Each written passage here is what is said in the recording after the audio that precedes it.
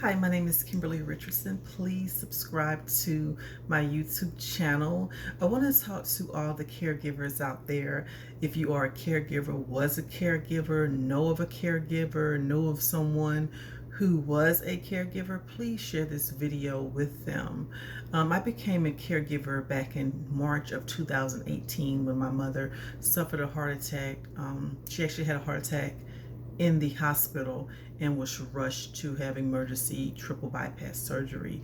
Unfortunately, after the surgery, she was never the same. She had to learn how to walk again, talk again, just do the basic things that most of us all do. She had to learn how to do those things, and it took a while for her to get back there, but she needed assistance in that time. So I remember I was at the hospital every single day, taking care of her. Even though the nurses were there, I still wanted to be there and take care of my mother, because there's a different way that the nurses take care of you versus you taking care of a loved one.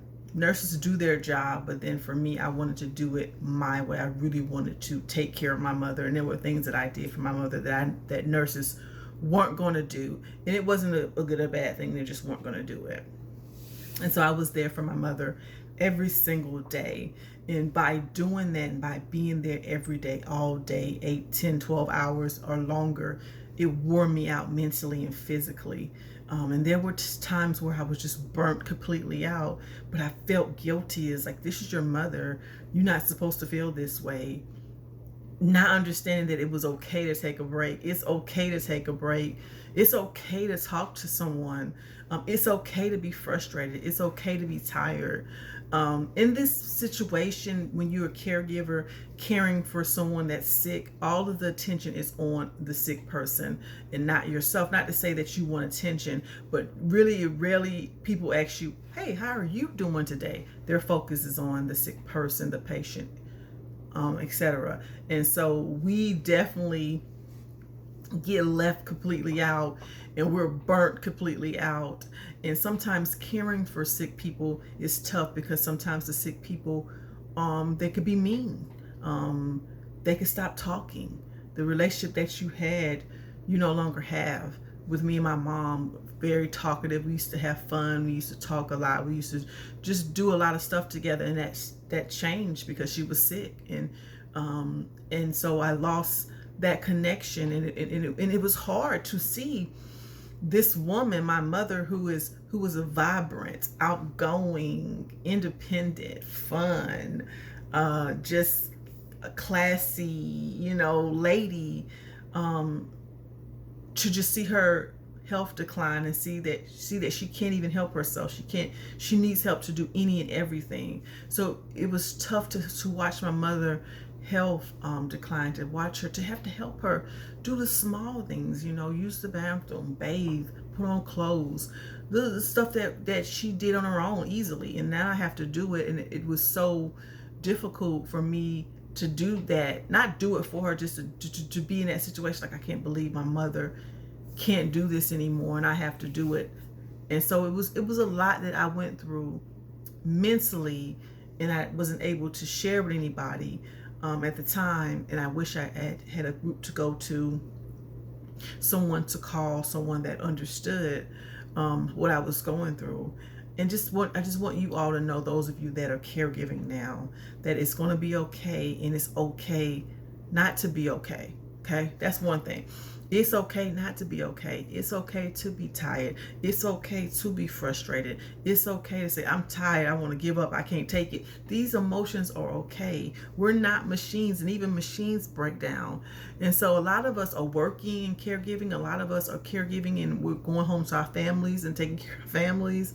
A lot of us are caregiving 24/7. So we are maxed out. We're emotionally and like I mentioned earlier, emotionally and physically just drained and tired. And again, no one focuses on us and seeing how we are doing. Their main focus is on the person that's sick. And not to say that we want attention.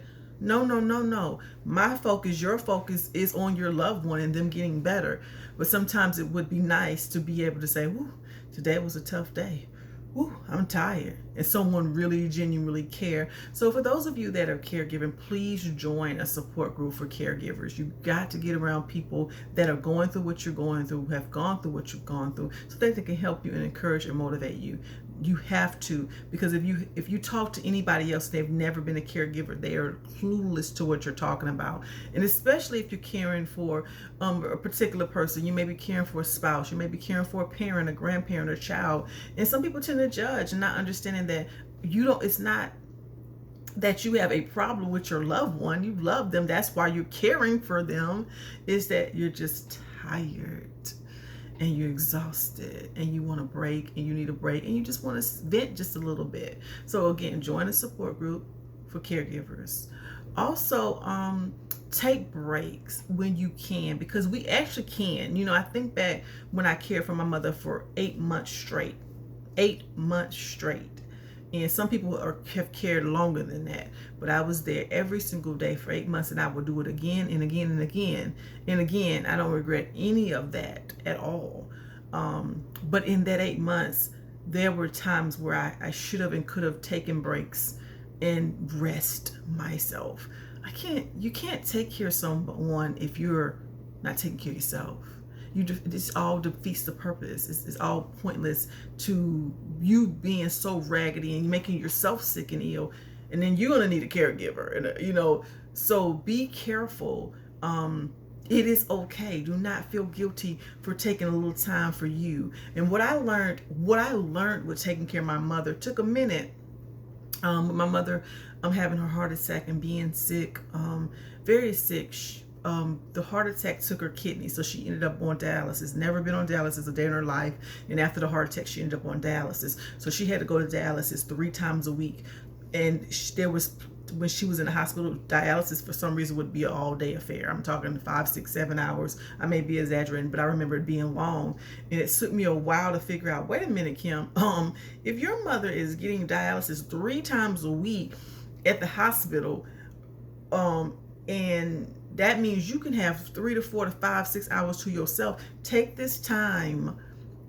Take a nap, read a book, do some homework, get on work out, do something for yourself. So there are times with our loved ones where we are not always there. I was at every appointment.